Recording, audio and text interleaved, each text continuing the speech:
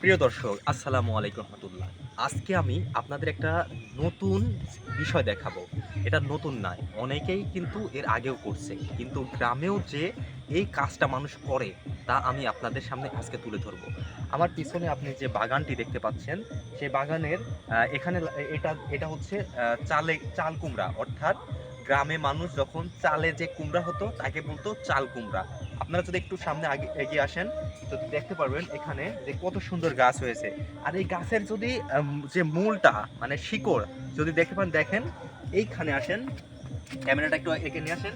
দেখেন এখানে হচ্ছে একটা বস্তার মধ্যে কিছু মাটি এবং কিছু হচ্ছে জৈব সার নিয়ে, ঠিক আছে, তারা কত সুন্দর করে এখানে গাছ লাগিয়েছে।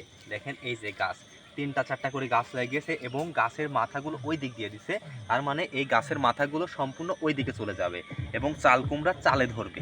আমরা যে সচরাচর শুনি যে চাল কুমড়া, আজকে আপনাদের সামনে তুলে ধরলাম যে চাল কুমড়া আসলে চালে হয়। এই যে চাল কুমড়া ধরবে এক সময়, ঠিক আছে। আর আরেকটা বিষয় আপনারা লক্ষ্য করেন যে এটা তো চালে ধরলো, কিন্তু তার গোড়া কিন্তু এখানে, মানে ছাদের উপরে, এটা কিন্তু মাটিতে না। আর সেম কন্ডিশন করে ঠিক এখানে আবার ঠিক একটা বস্তার মধ্যে কিছু মাটি এবং জৈব সার নেওয়ার পরে তারা সুন্দর করে লাগিয়েছে। এটা আমার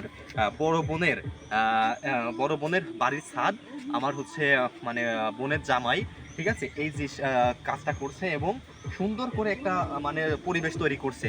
তার মূল উদ্দেশ্য ছিল যে বাড়ির যে আঙিনা আছে সেই আঙিনাতেই শুধু না, যে ছাদের যে জায়গাটা সেই জায়গাটাও তার ফুলফিল করবে। শুধু দেখেন এখানে একটা ফুল গাছ লাগিয়েছে, ঠিক আছে, দেখেন আপনাদের একটু তুলে দেখাই। এই যে দেখছেন একটা কি, এটা কিন্তু আমরা ফেলে দিই, কারণ এই সচরাচর আমরা পুরনো আসবাবপত্র বা পুরনো হচ্ছে প্লাস্টিকের মগ বা হচ্ছে পলিথিন, বা আপনারা আরেকটা বিষয় দেখবেন যে হচ্ছে মানে হচ্ছে বোতল, মানে আরসি বা সেভেন আপের যে বোতলগুলো আমরা কিন্তু ফেলে দিই। তিনি দেখছেন কি করছে, কত সুন্দর করে এখানে আটকিয়ে দিয়েছে এবং এখানে কেটে দিয়ে কয়েকটা ফুল গাছ লাগিয়ে দিয়েছে এবং কত সুন্দর ফুল ধরছে। আরেকটা বিষয় আপনারা দেখেন, আমরা যখন দই খাই, দইয়ের হাঁড়িটা কিন্তু আমরা ফেলে দিই, যেখানে সেখানে রাখলে পানি জমে, বৃষ্টিতে পানি জমলে সেখানে কি মশা হয়। কিন্তু সে একটা এত সুন্দর একটা সিস্টেম করছে, একটা ফুলের গাছ লাগিয়ে দিয়েছে এবং কত সুন্দর এখানে ফুল ধরছে। এটা আসলে একটা, আমি মনে করি, অনেক বুদ্ধিমত্তার একটা কাজ। কারণ আমরা পৃথিবীকে কি সুন্দর রাখবো তার একটা নমুনা এটা। আরেকটা বিষয় দেখেন, আপনাদের সেম কন্ডিশন ভাবে এইগুলো করছে। আবার দেখেন এখানে একটা ফুলের গাছ লাগিয়েছে, আবার এখানে একটা টমেটো গাছ লাগিয়েছে। আবার যদি আপনারা সামনে আসেন, আপনাদের দেখায়, এদিকে আসেন আপনারা, এদিকে আসেন একটু, দেখেন এই যে যে বিস্কিটের, আপনারা একটু দেখুন কত সুন্দর সে কাজ করছে। একটা বিস্কিটের কভারের মধ্যে কিন্তু এই জিনিসটা থাকে।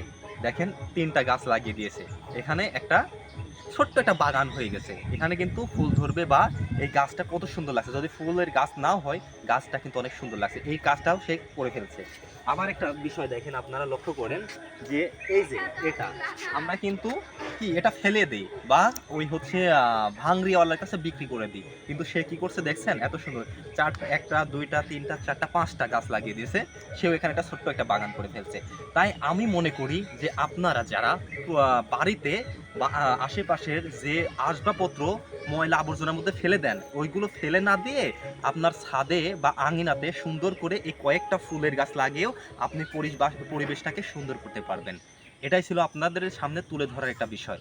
তাই সবাই ভালো থাকবেন, সুস্থ থাকবেন এবং পুরনো আসবাবপত্র দিয়ে যে এই কাজগুলো যদি আপনারা করেন, অবশ্যই পৃথিবীকে সুন্দর করতে পারবেন। সবাই ভালো থাকবেন, সুস্থ থাকবেন। আসসালামু আলাইকুম রহমতুল্লাহ।